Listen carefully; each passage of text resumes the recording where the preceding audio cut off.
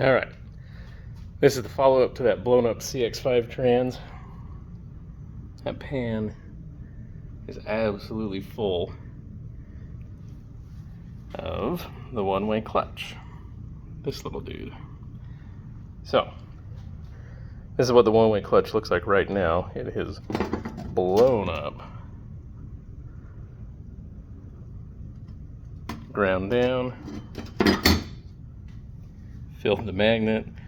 I just did a comparison of turbo and non-turbo trans. I'll be uploading that in the next day or so. I used this transmission to compare them. I got a couple more out back, but this was easy because it was already apart. So that's what the one-way clutch looks like now. This is what it looks like in a fully functioning one. Its job is to allow the planets to spin in this direction, but not the other.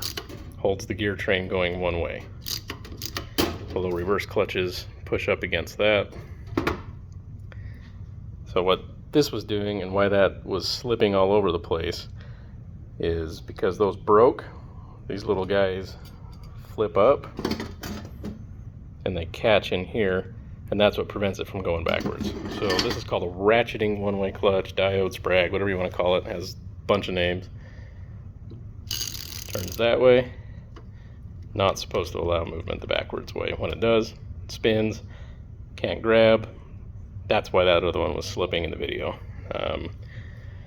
Aftermath is, as the trans gets full of metal, you got to pull it all the way apart, you got to go through it. It usually cuts up pistons, does a number on stuff.